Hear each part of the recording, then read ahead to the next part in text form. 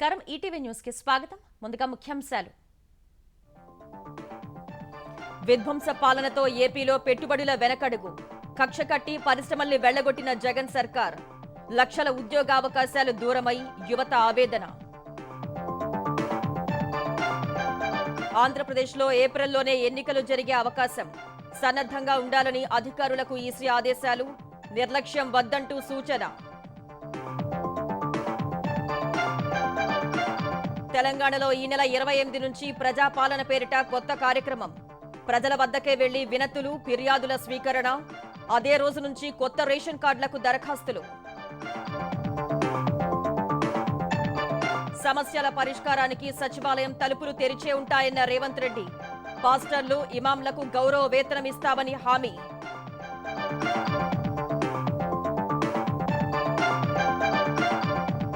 తెలుగు రాష్ట్రాల్లో వైభవంగా ముక్కోటి ఏకాదశి. తిరుమల వైకుంఠ ద్వార దర్శనానికి పోటెత్తిన భక్తులు. భద్రాచలం, శ్రీరంగం ఆలయాల్లో భారీ రద్దీ.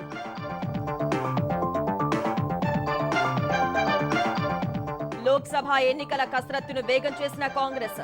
16 మందితో మేనిఫెస్టో కమిటీ ఏర్పాటు. చైర్మన్ గా చిదంబరం.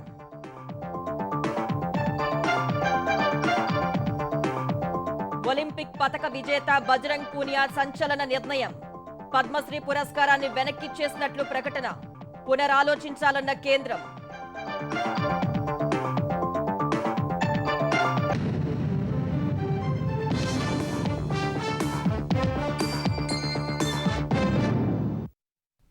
ఏ ప్రభుత్వమైనా పెట్టుబడులకు రెడ్ కార్పెట్ స్వాగతం పలుకుతుంది.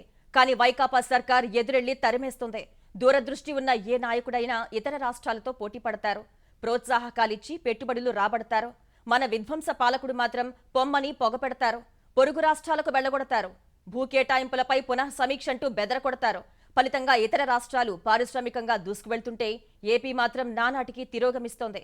జగన్ కక్ష రాజకీయాలకు రాష్ట్రంలో 5 ఏళ్లలో 1,21,729 కోట్ల విలువైన పెట్టుబడులు పరారయ్యాయి. 2,07,420 మందికి ఉపాధి అవకాశాలు గల్లంతయ్యాయి. ఇది చంద్రబాబు సీఎంగా ఉండగా ఏసియా పేపర్ అండ్ పల్ప్ పరిశ్రమకు చేసిన శంకుస్థాపన. జగన్ అధికారంలోకి వచ్చాక అది అక్కడే ఆగిపోయింది. అప్పట్లో కుదిరిన ఒప్పందం విలువ 24,000 కోట్లు. ఆ ఒప్పందాన్ని జగన్ సర్కార్ ముందుకు తీసుకువెళ్లి ఉంటే 4,000 మందికి ప్రత్యక్ష ఉపాధి, 10,000 మందికి పరోక్ష ఉపాధి లభించేది. ఇది విశాఖలో 2,200 కోట్లతో లులు మాల్ ఏర్పాటుకు అప్పటి సీఎం చంద్రబాబు సమక్షంలో కుదిరిన ఒప్పందం. జగన్ అధికారంలోకి వచ్చాక లులు మాల్ తరలిపోయింది. ఆ తర్వాత హైదరాబాద్ వెళ్లి పెద్ద మాల్ కట్టేసింది. అక్కడ 100 మందికి ఉపాధి కల్పిస్తోంది. లులు మాల్ ను సాగనంపకపోయి ఉంటే ఆ ఉద్యోగాలన్నీ ఉత్తరాంధ్ర వాళ్లకే దక్కేవి. జాకీ సంస్థ 129 కోట్లు, రిలయన్స్ 15,000 కోట్లు, ఫ్రాంక్లిన్ టెంపుల్టన్ 450 కోట్లు. ఇవన్నీ చంద్రబాబు సీఎంగా ఉండగా ఒప్పందాలు చేసుకుని జగన్ కక్ష రాజకీయాలకు పారిపోయిన పరిశ్రమలే. ఇక అదానీ సంస్థ అయితే 70,000 కోట్లతో డేటా సెంటర్ ఏర్పాటుకు అప్పట్లో ఒప్పందం చేసుకుంది. జగన్ అధికారంలోకి వచ్చాక కొన్నాళ్లు చప్పుడు చేయని ఆ సంస్థ తర్వాత తమ ప్రతిపాదనల్ని భారీగా కుదించింది. దానికి ఇంతవరకు అతీగతీ లేదు. ఇక జగన్ వేధింపులకు పక్క రాష్ట్రానికి పారిపోయిన మరో పెట్టుబడి అమరరాజా బ్యాటరీస్ ది. తెలుగుదేశం ఎంపీ గల్లా జయదేవ్ కు చెందిన అమరరాజా తెలంగాణలో 9,500 కోట్ల పెట్టుబడితో విస్తరణ ప్లాంట్ కు శంకుస్థాపన కూడా చేసింది. అదే ప్లాంట్ ఇప్పుడున్న ప్రాంగణంలోనే పెట్టుంటే ఏపీకి చెందిన 4,500 మందికి ఉద్యోగాలొచ్చేవి. ఇవే కాదు, జగన్ అధికారంలోకి వచ్చాక అనేక మధ్య సూక్ష్మ స్థాయి పరిశ్రమలు మూతపడ్డాయి. దాదాపు 60,000 మందికి ఉపాధి గల్లంతైంది. మొత్తంగా జగన్ 1,21,279 కోట్ల రూపాయల పెట్టుబడిని కాలతన్నారు. ప్రత్యక్షంగా 1,97,420 మందికి, పరోక్షంగా 10,000 మంది ఉపాధి అవకాశాలకు పాతరేశారు. IBM కానీ వెళ్ళిపోయిన మాట కూడా వాస్తవం. ఆ 2 కంపెనీలోనే ఇంచుమించు 5,000, 4,000 మంది వెళ్ళిపోయారు. ఈ ప్రభుత్వంలో government belongs to one party అన్న మెసేజ్ బాగా పబ్లిక్ వెళ్ళిపోయింది. ఓన్లీ ఈ government will only support mainly one community and mainly only their party supporters అన్న మెసేజ్. జయదేవ్ గల్లా గారు వెళ్ళిపోతాం వల్ల చాలా నెగిటివ్ ఇమేజ్ కదండి. వైజాగ్లో వచ్చి లులు మాల్ వెళ్ళిపోయి వేరే రాష్ట్రంలో పెట్టాడు కదది. ఎందుకు వెళ్ళిపోవాలి? ఏదన్నా సరే రావాలి కదా. So we should not leave even ₹1 worth of investment అండి. ఆంధ్రప్రదేశ్లో ఉన్న ఇన్వెస్టర్స్ భయభ్రాంతులతో బతుకుతున్నారని, ఏదన్నా సరే మనకు రావాల్సిన డబ్బులు అడిగినా వాళ్ళ మీద ఏదో కేసు పెట్టి వాళ్ళని హింసిస్తారు అన్న మెసేజ్ భారతదేశం అంతా వెళ్ళిపోయిందండి. ఒక పరిశ్రమ వెళ్లిపోయిందంటే ఒక్క పెట్టుబడే కాదు, గల్లంతైన ఉపాధి అవకాశాల్ని, ఆగిన అభివృద్ధిని లెక్కలోకి తీసుకోవాలి. 100 మందికి ప్రత్యక్ష ఉపాధి కల్పించే పరిశ్రమతో సుమారు 400 మందికి పరోక్షంగా ఉపాధి లభిస్తుంది. ప్రభుత్వానికి పన్నుల రూపేణా కోట్లలో ఆదాయం వస్తుంది. ఆంధ్రప్రదేశ్ నుంచి తరలిన 1.21 లక్షల కోట్ల పెట్టుబడుల ద్వారా ప్రభుత్వం ఏటా 2,700 628.78 కోట్ల జీఎస్టీ రాబడిని కోల్పోయినట్లే. 5 ఏళ్లకు లెక్కిస్తే ఆ మొత్తం 13,643 కోట్లకు పైమాటే. ఆంధ్రప్రదేశ్కు జగన్ హయాంలో వచ్చిన పెట్టుబడులంతా మాయే. పంపుడు స్టోరేజీ విద్యుత్ ప్రాజెక్టులు తప్పించి భారీ పెట్టుబడులతో వచ్చిన ఇతర పరిశ్రమలను వేళ్ల మీద లెక్కించొచ్చు. విశాఖ పెట్టుబడిదారుల సదస్సులో 13,12,000 కోట్ల పెట్టుబడులకు ఒప్పందాలు చేసుకున్నామని జగన్ ముఠా ఊదరగొట్టింది. అయితే అందులో 9 లక్షల కోట్ల పెట్టుబడులు విద్యుత్తు రంగంలోనే ఉన్నాయి. వైవిధ్యమైన పెట్టుబడులు కాకుండా కేవలం విద్యుత్తు రంగంలో వచ్చిన పెట్టుబడులతో పారిశ్రామికాభివృద్ధి ఎలా సాధ్యం? జగన్ మాత్రం పారిశ్రామిక ప్రగతికి తామే బ్రాండ్ అంబాసిడర్లమంటూ ప్రచారం చేసుకుంటున్నారు. వాస్తవ పరిస్థితులు మాత్రం విరుద్ధంగా ఉన్నాయి. ట్రూ అప్ ఛార్జీలంటూ వైకాపా సర్కార్ పరిశ్రమల్ని దొంగదెబ్బతీసింది. పరిశ్రమలకు విద్యుత్ టారిఫ్ లో మార్పులు చేయలేదంటూనే దొడ్డిదారిలో 38% ఛార్జీల భారం మోపారు. ఇక ఫెర్రో అలాయిస్ పరిశ్రమలకు ఎనర్జీ ఇంటెన్సివ్ పరిశ్రమల కేటగిరీలో 2023-24 ఆర్థిక సంవత్సరానికి వర్తించే విద్యుత్ టారిఫ్ లో యూనిట్ కు ఇచ్చే 50 పైసల మినహాయింపును కూడా వైకాపా సర్కార్ ఉపసంహరించింది. టైమ్ ఆఫ్ డే టారిఫ్ ను లోడ్ ఆధారిత టారిఫ్ నిబంధనతో వాటిపై 639 కోట్ల భారాన్ని వేసింది. విద్యుత్తు ఛార్జీల బాధుడు భరించలేమంటూ కొందరు ఫెర్రో అల్లాయిస్ పరిశ్రమలు మోతేశాక కానీ ప్రభుత్వం కళ్లు తెరుచుకోలేదు. నష్టం జరిగిపోయాక పెంచిన ఛార్జీలను గత నెల నుంచే పాక్షికంగా ఉపసంహరించింది. ఇక అధికారంలోకి వచ్చిన ఏడాదిలోనే సహకార రంగాన్ని పునరుద్ధరిస్తామని నమ్మబలికిన జగన్ 4.5 ఒక్కటీ తెరవలేదు. పైగా ఉత్తరాంధ్రలోని 4 సహకార చక్కెర పరిశ్రమల్ని మూసేశారు. 2019-20లో అనకాపల్లి, విజయనగరం జిల్లాలోని విజయరామ గజపతి, 2021-22లో ఏటికొప్పాక, పాయకరావుపేటలోని తాండవ పరిశ్రమలకు తాళం వేశారు. అందులో పనిచేసే 1,600 మంది రోడ్డున పడ్డారు. ప్రస్తుతం చోడవరం మినహా మరే చక్కెర కర్మాగారంలోనూ ఉత్పత్తి జరగడం లేదు.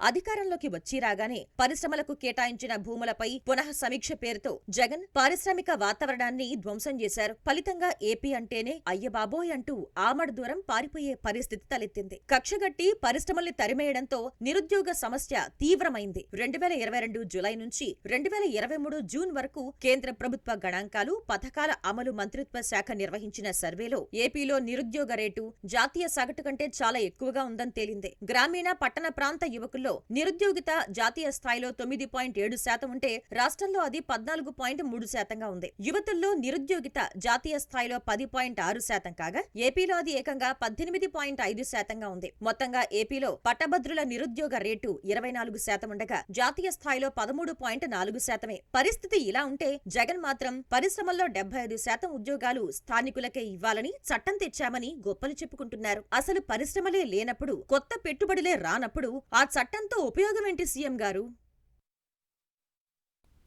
ఆంధ్రప్రదేశ్లో వచ్చే ఏప్రిల్లో సార్వత్రిక ఎన్నికలు జరిగే అవకాశం ఉందని కేంద్ర ఎన్నికల సంఘం ప్రతినిధుల బృందం సూచనప్రాయంగా తెలిపింది. 4 నెలలే సమయం ఉన్నందున యుద్ధ ప్రాతిపదికన సన్నద్ధం కావాలని అన్ని జిల్లాల కలెక్టర్లు, ఎస్పీలకు సూచించింది. రానున్న ఎన్నికల్లో మద్యం, డబ్బు ప్రభావం లేకుండా పటిష్ట చర్యలు తీసుకోవాలని ఆదేశించింది. ఓటర్ల జాబితా ప్రత్యేక సమగ్ర సవరణ 2024 ఎన్నికల సన్నద్ధతా కార్యకలాపాలపై విజయవాడ నోవాటెల్ హోటల్లో కేంద్ర ఎన్నికల సంఘం ప్రతినిధుల బృందం సమీక్షా సమావేశం నిర్వహించింది. 2 రోజుల సమావేశాల్లో భాగంగా తొలి రోజు అన్ని జిల్లాల కలెక్టర్ల, ఎస్పీలతో సమావేశమైంది. సీనియర్ డిప్యూటీ ఎన్నికల కమిషనర్లు ధర్మేంద్ర శర్మ, నితీష్ కుమార్ వ్యాస్, డిప్యూటీ ఎన్నికల కమిషనర్లు ఆర్కే గుప్తా, హర్దేశ్ కుమార్, అజయ్ బాదో తదితరులు ఈ సమీక్షలో పాల్గొన్నారు. ఓటు హక్కుపై ప్రముఖులతో అవగాహన కార్యక్రమాలు నిర్వహించాలని, జిల్లా స్థాయిలోనూ ప్రత్యేకంగా ఐటీ బృందాలు ఏర్పాటు చేసుకోవాలని senior deputy election commissioner Dharmendra Sharma సూచించారు. The IT platform requirement is a further facilitation. The statutory step lies in display of the affidavits on the notice board and prominent places in a physical sense. But thereafter, once you feed the electronic platform within our own system, then kuch core positions have which will be picked up again and again. So it has to be error free, because we will not come back to you to verify what was the physical paper. So the name of the candidate, the name of the constituency. तो encore में जब आपको डाल देंगे तो उसके बाद including certificate of winning भी उसी से बनता चला जाएगा. తెలంగాణ ప్రభుత్వం ఈ నెల 28న ప్రజాపాలన పేరిట మరో కొత్త కార్యక్రమానికి శ్రీకారం చుట్టనుంది. ముఖ్యమంత్రి రేవంత్ రెడ్డి సహా ప్రజా ప్రతినిధులంతా ప్రజల వద్దకు వెళ్లి 6 గ్యారంటీల దరఖాస్తులతో పాటు వినతులు, ఫిర్యాదులు స్వీకరించనున్నారు. ఈ నెల 28 నుంచి జనవరి 6 వరకు గ్రామ, పట్టణ సభలు నిర్వహించేలా ప్రణాళికలు చేశారు. పరిపాలనను గ్రామస్థాయిలోకి తీసుకువెళ్లేందుకు తెలంగాణ ప్రభుత్వం కొత్తగా ప్రజాపాలన కార్యక్రమానికి శ్రీకారం చుట్టనుంది. ఈ నెల 28 నుంచి జనవరి 6 వరకు 10 రోజుల పాటు ఈ కార్యక్రమం నిర్వహించేందుకు కార్యాచరణ సిద్ధం చేస్తోంది. జిల్లా కలెక్టర్ నేతృత్వంలో ప్రత్యేక యంత్రాంగం గ్రామ స్థాయిలో సదస్సులు నిర్వహించి ప్రజల సమస్యల్ని నేరుగా విని అక్కడికక్కడ పరిష్కరించాలి అనేది ఈ కార్యక్రమం ప్రధాన ఉద్దేశాల్లో ఒకటని తెలిసిందే. ప్రస్తుతం హైదరాబాద్ లో మహాత్మా జ్యోతిబాపులే ప్రజాభవన్లో నిర్వహిస్తున్న ప్రజావాణి కార్యక్రమానికి వస్తున్న దరఖాస్తుల్ని పరిశీలించిన ప్రభుత్వం వాటిలో చాలా వినతులు గ్రామస్థాయి సమస్యలకు సంబంధించినవేనని గుర్తించింది. ఈ క్రమంలోనే కొత్త కార్యక్రమం రూపకల్పనకు శ్రీకారం చుట్టినట్లు తెలిసిందే. గ్రామ మండల స్థాయిలో సమస్యలకు పరిష్కారం లభించేలా చూడాలి అనే ఉద్దేశంతోనే ప్రభుత్వం ఈ కార్యక్రమాన్ని చేపడుతున్నట్టు తెలుస్తోంది. అక్కడ సాధ్యం కానివే ఆపై స్థాయిలకు రావాలని, ఇందుకోసం హైదరాబాద్ లో ప్రజావాణి నిరాటంకంగా కొనసాగించాలని భావిస్తున్నారు. గ్రామ స్థాయిలో విద్య, వైద్యం, భూ సమస్యలకు శాశ్వత పరిష్కారం చూపాలని నిర్ణయించినట్టు తెలిసింది. తొలుత 10 రోజుల పాటు గ్రామ స్థాయిలో ప్రజాపాలన పెద్ద ఎత్తున నిర్వహించాలని నిర్ణయించారు. ఆ తర్వాత వారానికి 2 రోజులు లేదా నెలలో కొన్ని రోజులు నిర్వహించడంపై కసరత్తు జరుగుతోంది. జిల్లా కలెక్టర్ గ్రామాలకు వెళ్లి నేరుగా ప్రజల గోడు విని అక్కడికక్కడే ఉత్తర్వులు జారీ చేసేలా ఈ కార్యక్రమం ఉంటుందని పేర్కొంటున్నారు. ముఖ్యమంత్రితో పాటు మంత్రులు, విప్లు, ఎమ్మెల్యేలు, ఎంపీలు, ఎమ్మెల్సీలు కూడా ఈ కార్యక్రమంలో భాగస్వాములయ్యేలా షెడ్యూల్ ఉంటుందని తెలిసింది. అన్ని జిల్లాల కలెక్టర్లతో ముఖ్యమంత్రి రేవంత్ రెడ్డి రేపు సమీక్షా సమావేశం నిర్వహించనున్నారు. ప్రజావాణిలో వస్తున్న దరఖాస్తులు, భూ రికార్డులతో ముడిపడిన సమస్యలు, కౌలు రైతుల గుర్తింపు, కొత్త రేషన్ కార్డుల జారీ, మహాలక్ష్మి తదితర పథకాల అమలుపై వారితో చర్చించి ప్రభుత్వం కీలక నిర్ణయాలు తీసుకోనుంది. అన్ని రకాల అభివృద్ధి కార్యక్రమాలు, పథకాలపై తగిన సమాచారంతో సమీక్షకు హాజరు కావాల్సిందిగా ఇప్పటికే కలెక్టర్లకు ప్రభుత్వం నుంచి ఆదేశాలు వెళ్లాయి. తెలంగాణలో కొత్త రేషన్ కార్డుల జారీ ప్రక్రియ త్వరలో ప్రారంభం కానుంది. కొత్త రేషన్ కార్డుల కోసం లక్షల కుటుంబాలు ఎదురు చూస్తున్నందున ఈ నెల 28 నుంచి దరఖాస్తులు ఆహ్వానించేందుకు రాష్ట్ర ప్రభుత్వం సన్నద్దమవుతోంది. మీ సేవ ద్వారా ఆన్లైన్లో దరఖాస్తులు తీసుకోనున్నట్లు తెలుస్తోంది. అర్హుల ఎంపిక ప్రక్రియను క్షేత్రస్థాయిలోనే చేపట్టేందుకు ప్రణాళికలు రూపొందిస్తున్నారు. ఈ ప్రక్రియకు ప్రత్యేకంగా నోడల్ అధికారుల్ని నియమించనున్నట్లు సమాచారం. ప్రతిపాదనలు ప్రభుత్వానికి చేరాయని, కొత్త రేషన్ కార్డులకు అర్హుల ఎంపిక గ్రామ, బస్తీ సభల్లోనే జరుగుతుందని అధికారులు చెబుతున్నారు. కాగా రేషన్ కార్డుల్లో మార్పులు, చేర్పులు, తప్పుల్ని సరిచేయడానికి కూడా అదే రోజు నుంచే అవకాశం కల్పించనున్నట్టు తెలిసిందే. కొత్త కార్డుల జారీకి దరఖాస్తుల ఆహ్వానంతో పాటు ఇప్పటికే ఉన్న కార్డుల్లో కుటుంబ సభ్యుల్ని చేర్చేందుకు అనుమతి ఇవ్వాలని నిర్ణయించినట్లు తెలుస్తోంది. కాంగ్రెస్ ప్రభుత్వం మత విశ్వాసాలకు విలువనిస్తూ వారికి స్వేచ్ఛ, రక్షణ కల్పిస్తుందని సీఎం రేవంత్ రెడ్డి అన్నారు. తమ పార్టీ ఎప్పుడూ లౌకిక పార్టీయే అని చెప్పారు. ఎల్బీ స్టేడియంలో ప్రభుత్వం నిర్వహించిన క్రిస్మస్ వేడుకలకు స్పీకర్ ప్రసాదరావు, మంత్రి పొన్నం ప్రభాకర్, సీఎస్ శాంతికుమారితో కలిసి సీఎం హాజరయ్యారు. ప్రజల సమస్యల పరిష్కారానికి సచివాలయం తలుపులు ఎప్పుడూ తెరిచే ఉంటాయని, ఏ సమస్య ఉన్నా విన్నవించే అవకాశం ఉందని పేర్కొన్నారు. అధికారంలో ఉన్న సమయంలో ఎలాంటి తప్పిదాలు జరగకుండా జాగ్రత్త వహిస్తూ మత సామరస్యాన్ని కాపాడటానికి సాయశక్తిలా ప్రయత్నిస్తామని తెలిపారు. తెలంగాణ రాష్ట్రంలో ఏర్పడ్డ ఇందిరమ్మ రాజ్యం ఇది పేదల కోసం, పేదల సంక్షేమం కోసం, పేదల యొక్క అభివృద్ధి కోసం, అభ్యున్నతి కోసమే కృషి చేస్తుంది. మత సామరస్యాన్ని కాపాడడమే కాదు, ఇమాంలకు, మౌజంలకు, అదేవిధంగా మన చర్చిలలో ప్రార్థనలు చేసే పెద్దలకు అందరూ కూడా ప్రభుత్వం వైపు నుంచే గౌరవ వేతనం ఇవ్వాలన్న ఆలోచన మేము చేసినాం. అర్హులైన అందరికీ తప్పకుండా అవకాశం కల్పిస్తాం. కాంగ్రెస్ పార్టీ ఎప్పుడు అధికారంలో ఉన్న inclusive government, inclusive growth, if it is welfare, if it is development, అందరికీ అందుబాటులోకి తీసుకురావడమే మా లక్ష్యము. నిస్సహాయులకు సహాయం అందించడం మా ప్రభుత్వ లక్షణం. తిరుమలలో తెల్లవారుజామున 1:45 శ్రీవారి వైకుంఠ ద్వారాలు తెరుచుకున్నాయి. ధనుర్మాసం నేపథ్యంలో ముందుగా తిరుప్పావై ప్రవచనాలు వినిపించడంతో పాటు శ్రీవారికి ఇతర కైంకర్యాలు పూర్తి చేశారు. టోకెన్లు ఉన్న భక్తులకు మాత్రమే వైకుంఠ ద్వార దర్శనం కల్పించనున్నారు. అటు శ్రీవారి వైకుంఠ ద్వార దర్శనానికి ప్రముఖులు తరలివచ్చారు. సుప్రీంకోర్టు న్యాయమూర్తి Hima Kohli, Andhra Pradesh High Court CJI Prashant Kumar Mishra, Supreme Court మాజీ సీజేఐ ఎన్వీ రమణ సహా పలువురు న్యాయమూర్తులు వైకుంఠ ద్వార దర్శనం చేసుకున్నారు. ఆంధ్రప్రదేశ్ కు చెందిన పలువురు మంత్రులు, ఎంపీలు కూడా వైకుంఠ ద్వార దర్శనం చేసుకున్నారు. ఉదయం 9 గంటలకు శ్రీదేవి, భూదేవి సమేత మలయప్ప స్వామి స్వర్ణ రథంపై భక్తులకు దర్శనం ఇవ్వనున్నారు. జనవరి 1న అర్ధరాత్రి 12 గంటల వరకు వైకుంఠ ద్వారాలు తెరిచి ఉంచనున్నారు. వైకుంఠ ఏకాదశి పర్వదినం సందర్భంగా 2 తెలుగు రాష్ట్రాల్లోని ఆలయాలకు భక్తులు పోటెత్తారు. వేకువజాము నుంచి ఆలయాల్లో భారీగా భక్తుల రద్దీ పెరిగింది. భద్రాద్రి రామయ్య సన్నిధిలో శ్రీ వైకుంఠ ఏకాదశి అధ్యయనోత్సవాలు ఘనంగా జరుగుతున్నాయి. ఉత్సవాలను చూసేందుకు వేలాదిగా భక్తులు కదిలి వచ్చారు. వేడుకల్లో భాగంగా ఈ రోజు స్వామివారి ఉత్తర ద్వార దర్శనం నిర్వహించారు. ఈ రోజు ఉదయం 12 గంటల నుంచి ఆలయంలో ప్రత్యేక పూజలు చేయనున్నారు.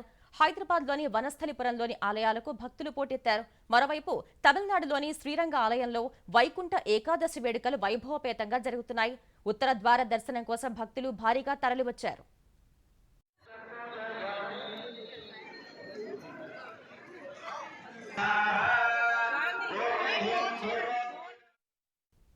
ముఖ్యమంత్రి జగన్మోహన్ రెడ్డి ఇవాళ్టి నుంచి 3 రోజుల పాటు వైఎస్ఆర్ జిల్లాలో పర్యటించనున్నారు. బద్వేలు, కడప, పులివెందుల నియోజకవర్గాల్లో పలు అభివృద్ధి పనుల్ని సీఎం ప్రారంభించనున్నారు. ఇవాళ గన్నవరం నుంచి ప్రత్యేక విమానంలో కడపకు చేరుకుంటారు. అక్కడ నుంచి హెలికాప్టర్లో బద్వేల్ నియోజకవర్గంలోని గోపవరంలో ఉన్న సెంచరీ ప్లై పరిశ్రమలో ఎండీఎఫ్, హెచ్పీఎల్ ప్లాంట్లను ప్రారంభించి ఆ సంస్థ చైర్మన్, ఉద్యోగులతో ముఖాముఖిలో పాల్గొంటారు. అనంతరం కడపలోని రిమ్స్ వద్ద వైఎస్ఆర్ సూపర్ స్పెషాలిటీ ఆసుపత్రి, క్యాన్సర్ ఆసుపత్రి, మానసిక వైద్యశాలను జగన్ ప్రారంభిస్తారు. తర్వాత ఎల్వి ప్రసాద్ కంటి ఆసుపత్రితో పాటు కడపలో పలు అభివృద్ధి పనులకు ప్రారంభోత్సవాలు, శంకుస్థాపనలు చేయనున్నారు. అనంతరం కడప నుంచి హెలికాప్టర్లో ఇడుపులపాయ చేరుకుని రాత్రికి అక్కడే బస చేస్తారు. ఆదివారం ఉదయం ఇడుపులపాయలోని వైఎస్ ఘాట్ వద్ద నివాళులర్పించి తర్వాత జరిగే ప్రార్థనల్లో పాల్గొంటారు. అనంతరం పులివెందుల మండల ప్రజాప్రతినిధులతో సమావేశమవుతారు. 25న ఉదయం పులివెందుల చేరుకుని స్థానిక సిఎస్ఐ చర్చిలో జరిగే క్రిస్మస్ ప్రార్థనల్లో పాల్గొంటారు. మరోవైపు సీఎం పర్యటన అంటేనే ప్రజలు బెంబేలెత్తిపోతున్నారు. శుక్రవారం ఉదయం నుంచే కడప నగరాన్ని పోలీసులు అష్టదిగ్బంధనం చేశారు. పోలీసుల ఆంక్షలతో ప్రజలకు అగచాట్లు తప్పడం లేదు. ముఖ్యమంత్రి కాన్వాయ్ ట్రయల్ రన్ లో భాగంగా వాహనాలను 3 గంటల పాటు నగర శివార్లో నిలిపేశారు. ఆర్టీసీ అధికారులు సైతం కడప బస్టాండ్కు వచ్చే బస్సుల్ని ఊరు బయటే నిలిపివేయాలని ఆదేశించారు. దీంతో వివిధ ప్రాంతాల నుంచి జిల్లా కేంద్రానికి వచ్చే వారికి ఇబ్బందులు తప్పటం లేదు. భద్రత పేరిట దుకాణాలను ముందస్తుగా మూసివేయడంతో అద్దెలు, వ్యాపారాల పరంగా నష్టపోయామని వ్యాపారులు వాపోతున్నారు. 2024 ఎన్నికలకు తెలుగుదేశంతో కలిసి వెళ్లాలని నిర్ణయించుకున్న జనసేన తాజాగా పోటీ చేసే స్థానాలపై దృష్టి సారించింది. ఏ నియోజకవర్గాల్లో పోటీ చేయాలి అనే అంశంపై మంగళగిరిలోని జనసేన కేంద్ర కార్యాలయంలో ఆ పార్టీ అధినేత పవన్ కళ్యాణ్ ముఖ్య నాయకులతో సమావేశాలు నిర్వహిస్తున్నారు. పీఎస్సీ చైర్మన్ నాదెండ్ల మనోహర్తో పాటు మరికొందరు ముఖ్య నాయకులు విశాఖపట్నం, తూర్పుగోదావరి, కృష్ణా, ప్రకాశం, అనంతపురం జిల్లాలకు చెందిన నేతలు భేటీలో పాల్గొన్నారు. పార్టీ బలంగా ఉన్న నియోజకవర్గాలు, సామాజిక సమీకరణాలపై నాయకుల నుంచి పవన్ కళ్యాణ్ అభిప్రాయాలు తీసుకున్నారు. పోటీ చేసే స్థానాలతో పాటు అభ్యర్థుల ఎంపికపైన సమాలోచనలు జరిపినట్లు తెలుస్తోంది. ఈ సమావేశాలు మరో 2 రోజుల పాటు కొనసాగనున్నట్లు జనసేన పార్టీ వర్గాలు తెలిపాయి. వ్యూహం సినిమాను ఓటీటీ, ఆన్లైన్, ఇంటర్నెట్లో విడుదల చేయొద్దని హైదరాబాద్ సిటీ సివిల్ కోర్టు ఆదేశించింది. సినిమా విడుదలను ఆపాలంటూ తెలుగుదేశం జాతీయ ప్రధాన కార్యదర్శి నారా లోకేష్ కోర్టులో పిటిషన్ దాఖలు చేశారు. దర్శకుడు రామ్ గోపాల్ వర్మ తీసిన ఈ సినిమాలో అభ్యంతరకర సన్నివేశాలున్నాయని, చంద్రబాబును అపఖ్యాతి పాలు చేసే విధంగా చిత్రీకరించారని పిటిషన్లో పేర్కొన్నారు. లోకేష్ పిటిషన్పై విచారణ జరిపిన కోర్టు ఓటీటీ, ఆన్లైన్లో వ్యూహం సినిమా విడుదల చేయొద్దని ఆదేశించింది. ఈ మేరకు రామదూత క్రియేషన్స్ దర్శకుడు రామ్ గోపాల్ వర్మకు నోటీసులు జారీ చేసింది. తదుపరి విచారణను ఈ నెల 27కు వాయిదా వేసింది. వ్యూహం సినిమాకు ఇచ్చిన సెన్సార్ సర్టిఫికెట్ ను రద్దు చేయాలని కోరుతూ లోకేష్ తెలంగాణ హైకోర్టులోనూ పిటిషన్ దాఖలు చేశారు. సినిమా విడుదల చేయకుండా చిత్ర నిర్మాతను ఆదేశించాలని పిటిషన్లో పేర్కొన్నారు. ఈ పిటిషన్ను ఈ నెల 26న తెలంగాణ హైకోర్టు విచారించనుంది. సిబిఐ మాజీ అధికారి జేడి లక్ష్మీనారాయణ కొత్త పార్టీని ప్రకటించారు. జై భారత్ నేషనల్ పార్టీ పేరుతో పార్టీ పెడుతున్నట్లు విజయవాడలో ప్రకటించారు. జాతీయ జెండా రంగులతో జేడీ ఫోటో ఉన్న పార్టీ జెండా ఆవిష్కరించారు. సమస్య పరిష్కారం కావాలంటే రాజ్యాధికారం కావాలని అంబేద్కర్ చెప్పారన్న లక్ష్మీనారాయణ ఆ దిశగానే అడుగులేస్తూ రాజకీయాల్లో కొనసాగాలని నిర్ణయించుకున్నట్లు తెలిపారు. వివిధ వర్గాల ఆకాంక్షలు నెరవేర్చాలని పార్టీ స్థాపించాలని లక్ష్మీనారాయణ వెల్లడించారు. శ్రమతో అద్భుతాలు సృష్టిద్దామని, రాష్ట్రంలో ఉన్న నిరుద్యోగానికి ప్రధానమైన కారణం నా ఉద్దేశంలో ప్రత్యేక హోదా రాకపోవడం. రాష్ట్రానికి ప్రత్యేక హోదా తీసుకురావడానికి పుట్టింది జై భారత్ నేషనల్ పార్టీ. ప్రత్యేక హోదాను ఎలాగైనా తీసుకొస్తాం మేము. ఎవరికి తలలు వంచము, ఎవరికి సాష్టాంగ ప్రమాణాలు కూడా చేయమని మీ అందరి సమక్షంలో నేను తెలియజేస్తున్నా. ఆర్థిక, ఇంధన రంగాలపై తెలంగాణ ప్రభుత్వం శ్వేతపత్రాలు విడుదల చేసిన వేళ ప్రతిపక్ష భారాస అందుకు పోటీగా శ్వేతపత్రాన్ని విడుదల చేయనుంది.